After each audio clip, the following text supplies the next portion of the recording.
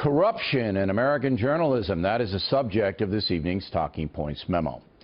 The Department of Homeland Security said last week that it is very likely Russian hackers targeted Hillary Clinton's campaign manager, John Podesta. Mr. Podesta is an almost fanatical party enforcer for the Democrats. He has long been a confidant of Secretary Clinton. Talking Points believes that if the intel is correct and Russian hackers working for Putin did indeed intrude on the American election, President Obama must take action. First, he must speak directly to the American people about the evidence, and second, he must apply sanctions against the Putin government. These cyber attacks are just that, attacks. So let's get on it, Mr. President. Now for the fallout. By hacking into Podesta's email, we know, beyond any doubt, that the American press is corrupt, at least to some extent. For example, New York Times political reporter Mark Leibovich appears to have given Hillary Clinton's spokesperson, Jennifer Palmieri, editorial control over a major news story in the Times. The reporter asked Ms. Palmieri if he could use certain quotes that Hillary Clinton gave him in a private off-the-record meeting. That's against journalistic procedure. You don't write a political article okayed by a campaign. Another example, working for CNN at the time, now Democratic Chairwoman Donna Brazile, apparently fed the Clinton campaign a question that CNN was going to ask during a town hall meeting featuring Mrs. Clinton. Again, that's corruption. That should never happen. Example 3, John Harwood. He's a Washington correspondent for CNBC, and you'll remember him as a former debate moderator in the Republican primary. According to hacked emails, he was emailing Podesta, suggesting things Hillary Clinton could do to become more successful. That's outrageous. Example 4, New York Times reporter Maggie Haberman, then working at Politico, was described by the Clinton campaign in emails as, quote, a friendly journalist who teed up stories and never disappointed them. To be fair, that's hearsay. Ms. Haberman did not do what Mr. Leibovich did, directly interacting with the Clinton campaign, as far as we know. So the email might be unfair to her, although it's troubling. Also, another hearsay situation. A report today out of TMZ says that NBC had that Access Hollywood tape for months and purposely released it to damage Trump before the debate. Anonymous sources, so impossible to verify. Finally, the talk show host Steve Harvey provided Hillary Clinton's campaign with the exact questions he was going to ask Secretary Clinton. She's been breaking ground in her personal and professional life since she was a kid. So let's go back to when you were just a kid. Oh, boy. Oh, my goodness. You wanted to be an astronaut. I did. Mrs. Clinton knew exactly that was coming, including the use of her picture as a child. Talking Points has long asserted that the American press is essentially an arm of the left. This proves it. There's no doubt. So let's sum up. Any journalist colluding with a political campaign should resign immediately, be forced to resign. Period. And that's the memo. Now for the top story reaction, joining us from Hartford, Connecticut, Richard Hanley teaches journalism at Quinnipiac University.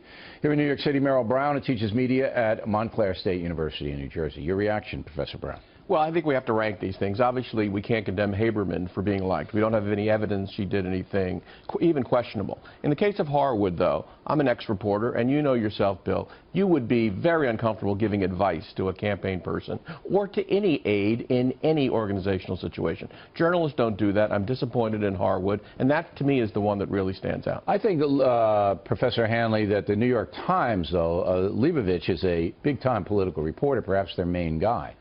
And it's a complicated situation, to be fair to this man. He went up to Bretton Woods in New Hampshire, and he sat down with Hillary Clinton off the record, and he had a long chat with her. Okay? And that's all right. I mean, right, so far he's okay, off-the-record chats. We do it all the time. But then he wants to use certain things out of that thing, so he runs it by the Clinton people. Well, can I use it? Number one, you shouldn't use anything off the record, okay? And number two, you don't, permission? Come on, it's outrageous. And the New York Times is trying to justify it, by the way. Bill, what Leibowitz did is against journalistic principles. You should never have a subject of your work decide what that work will contain, particularly a candidate for president. So I think that's not quite, at a level where should he be fired. I don't know if I can say that, but it certainly is not a good practice, and it certainly is something that makes me So if you're the editor of the New York Times, and I'm not trying to get anybody fired, but if you're the editor of the New York Times and your top political gun has been exposed in a secret email as having a deal with the Clinton administration, the Clinton campaign, you don't take any action? I would take action, and what would you do? Perhaps I would think of pulling him off the beat, because what you've basically done, is set the groundwork with the Clinton campaign at this point, and perhaps the presidency in January begin to dictate terms of what you can and cannot cover, what you can and cannot say. So you would pull him off. What would you do? Well, Bill, put yourself in Leibowitz's shoes and think about what it was like to cover Hillary Clinton at that point in time. She was utterly inaccessible. She did very little on television. He's got to get to her. He's commissioned with an article. He takes an off-the-record meeting. He sees some good stuff in that off-the-record meeting. He tries to get it because she's really hard to pin down now, and even worse then. I think he did the best he could to try to get something out of a candidate for the presidency. I disagree 100%. You cannot let your readers feel that this is a upfront interview and then make a backroom deal with her spokeswoman, not a spokeswoman, she's a campaign big shot. The way I would have handled it, though, is that I'd take the off-the-record meeting with Mrs. Clinton, okay, and then I would say to her, okay, look, I'm going to do an article. I'm not going to quote you, but I'm going to paraphrase your positions. And then I'm going to tell the reader that I am doing that. Wouldn't that be a better way? That would absolutely be a better way. That's the way you do journalism. There are two choices there. We don't know what he would have done if they had said no.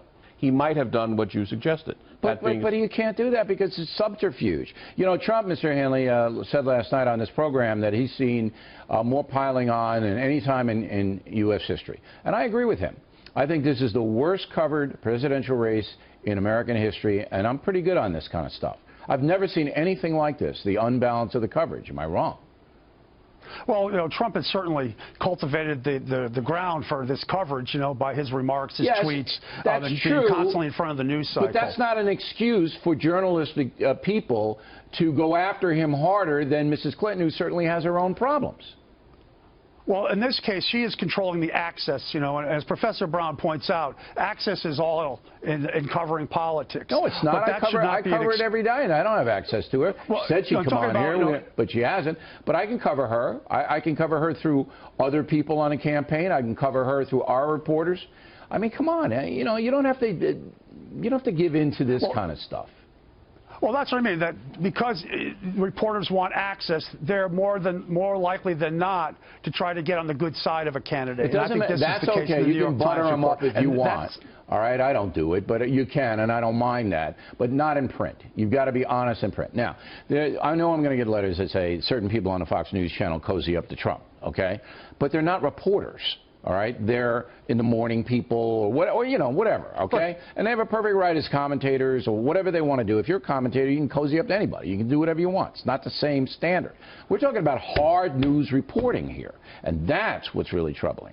Well, there are many things to be troubled about. I would also make the argument that coverage of Trump has been belated, which is one of the reasons it feels so much, from your point of view, like it's piling up. We didn't read about his business practices and his tax situation until well into the campaign, in fact, after the convention. And I think we might have had a slightly different dynamic around the convention had we read more of this stuff beforehand. Maybe, but that, again, is the responsibility of the hard news press to dig that out. And it's not easy to dig it out because Trump doesn't want his tax returns out. Well, there's an enormous amount of public record stuff about his businesses and what he's done historically that should have been part of the primary discussion and not just the general election discussion. Good debate, guys. I appreciate it.